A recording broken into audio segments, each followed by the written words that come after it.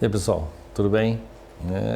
Sempre bom estar aqui, sempre bom conversar com vocês, né? E sempre o pessoal acaba motivando a gente a falar sobre alguma coisa. E agora uma questão que também surgiu com bastante relevância dentro, né, da arbitragem aqui, né, que como vocês sabem é o trabalho que nós fazemos. Questionamento sobre o prazo para se arguir a nulidade da sentença arbitral. Essa questão é uma questão bem resolvida dentro da Lei 9.307. O prazo para se arguir a nulidade é de 90 dias. Né? Esse prazo é um prazo decadencial, né? Ou seja, haverá a perda do direito se a ação não for proposta dentro deste prazo. E essa condição para se buscar a nulidade da sentença arbitral, ela está prevista nos artigos 32 e 33 da lei, né, de arbitragem. Então, o artigo 33 vai dizer: a parte interessada poderá pleitear do Poder Judiciário competente a declaração da nulidade da sentença arbitral nos casos previstos nesta lei. Então, a questão é taxativa. Quando eu quero buscar a nulidade da sentença, eu tenho que buscar baseado nesta lei. E as condições para requerer, para pleitear a nulidade da sentença arbitral está prevista no artigo 32, que vai dizer que a sentença arbitral será nula quando for nula a convenção de arbitragem, né? Então, vocês sabem que a convenção de arbitragem é a forma de contratação da arbitragem, que pode ser duas, que pode ser cláusula compromissória ou termo de compromisso. Então, se houver a possibilidade de se questionar a validade dessa contratação da arbitragem, seja previamente ao conflito, numa cláusula compromissória, ou após o reconhecimento do conflito num termo de compromisso, você aí vai poder buscar a nulidade da sentença arbitral, né? Depois fala quando quem emanou de quem não podia ser árbitro, né? Quem não pode ser árbitro, né? Os suspeitos, os impedidos, aquelas pessoas que de alguma forma têm uma ligação com as partes, né? E aqui eu aproveito para fazer um comentário também sobre essa questão da necessidade de declaração do árbitro do seu desimpedimento em face das partes e em face dos seus patronos, né?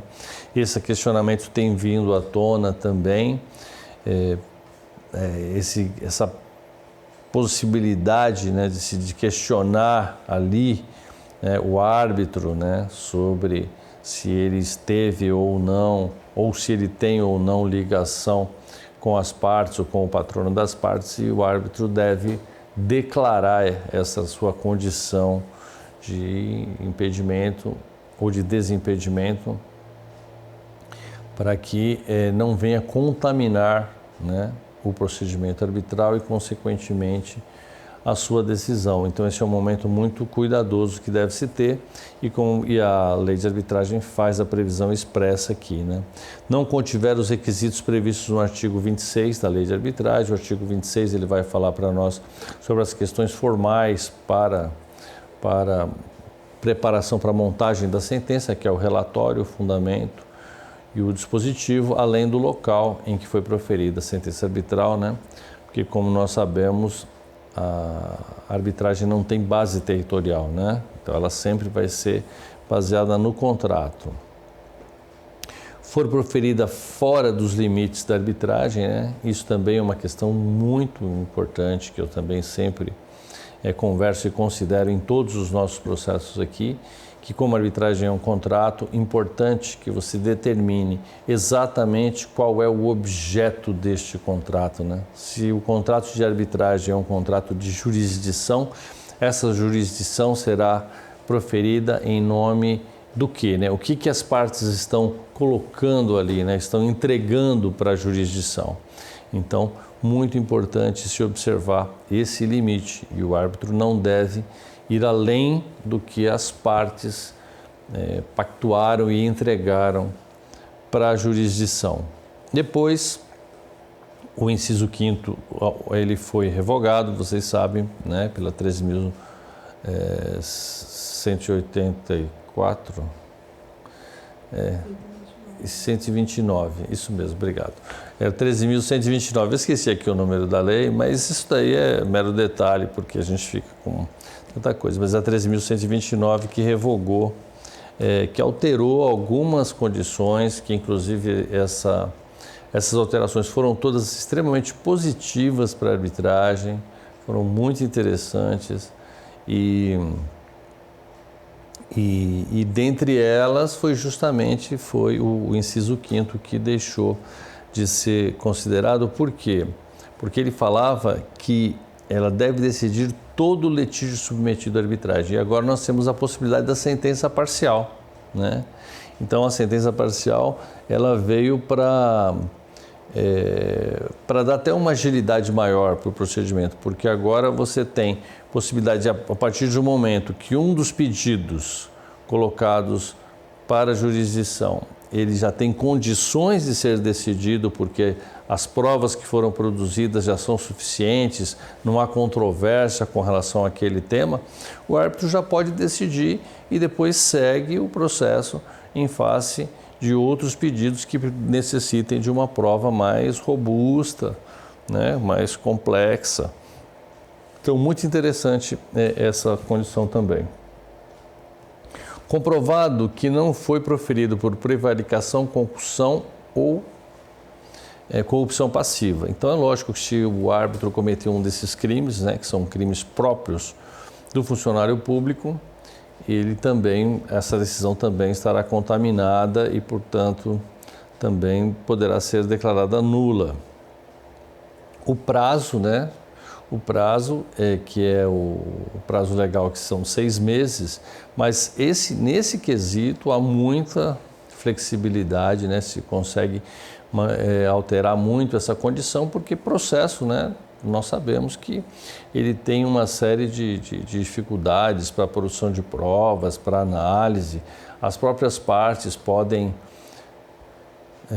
se pronunciar muitas vezes dentro do processo e isso vai, de alguma forma, fazer com que o processo tenha um tempo maior do que esse de 6 meses previsto pela lei. Agora, dentro do possível, né, o árbitro tem que ter a preocupação, sim, de entregar a jurisdição contratada dentro do período máximo de 6 meses, né? Aqui no TASP nós temos assim pouquíssimos casos que acabam extrapolando esse prazo, mas isso acontece, como eu falei, de forma plenamente justificada, em razão da forma de produção das provas, da forma como as partes se manifestam dentro do processo e da dificuldade que o árbitro tem para colocar aquilo num resultado sentença, né? E por fim, se forem desrespeitados os princípios do artigo 21, que vai falar do contraditório, da ampla defesa e do livre convencimento do árbitro. Por óbvio, esses princípios são princípios constitucionais do processo e têm que ser observados de forma extremamente rigorosa, né? Sempre o respeito ao contraditório e à ampla defesa, para que as partes estejam seguras e tranquilas de que o resultado que surgiu, né, do processo seja verdadeiro, né? Seja a partir de igualdade de condições e de possibilidades para os envolvidos.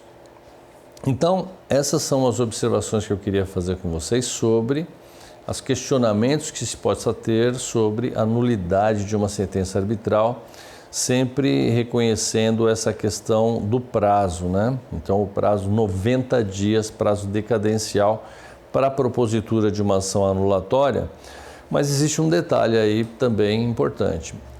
O questionamento da nulidade também pode ocorrer em sede de embargos à execução, no caso da sentença estar sendo executada.